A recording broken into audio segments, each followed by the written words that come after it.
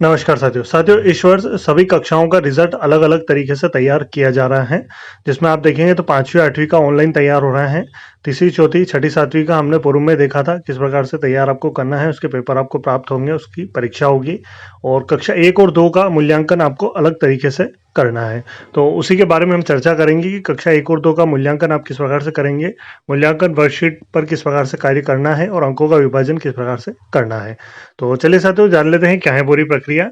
तो साथियों इसके लिए राज्य शिक्षा केंद्र की तरफ से 23/3/2022 को एक लेटर जारी किया गया था, जिसमें कक्षा 1 और 2 के मूल्यांकन को लेकर निर्देश दिए गए थे। यहाँ पर दूसरा जो पॉइंट है उसे देखेंगे हम। तो यहाँ पर दिया है कि कक्षा 1 और 2 में मूल्यांकन का स्वरूप कक्षा 1 और 2 के अध्ययन अध्यापन की सतत प्रक्रिया के साथ ही मूल्यांकन भी किया जाएगा।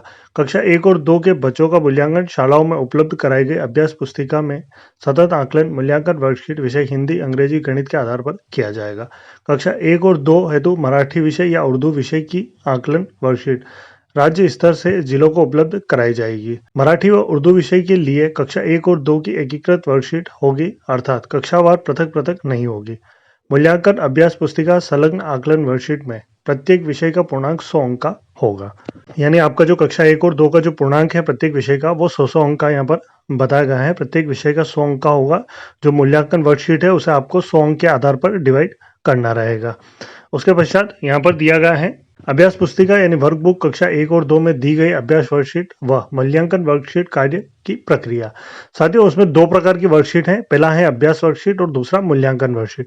तो अभ्यास वर्कशीट पर आपने बच्चों से कार्य करवाया होगा अभी तक, उसी आधार पर आपको अब मूल्यांकन वर्कशीट पर बच्चों से कार्य करवाना है और उनका मूल्यांकन करना है। फिर दिया है कि वर्कबुक में दी गई वर्कशीट का कार्य सर्वप्रथम वर्कबुक में दी गई विषय हिंदी, गणित, अंग्रेजी की अभ्यास वर्कशीट पर कार्य कराया जाए। वर्कशीट पर कार्य कराने हेतु क्रम वही रहेगा जो क्रम वर्कबुक में है।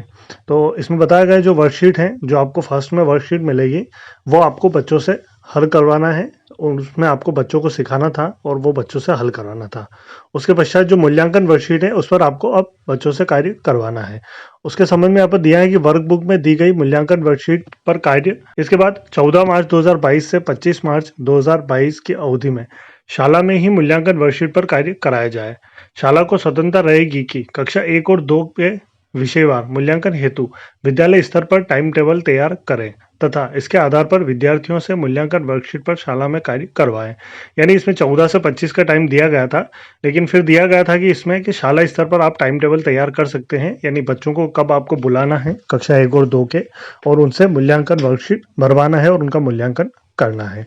फिर दिया है इसमें कि प्रतिभा पर्व में उपयोग की गई वर्कशीट को छोड़कर विषयवार शेष मूल्यांकन वर्कशीट को 100 अंक के आधार पर विभाजित कर बच्चों से कार्य कराया जाए।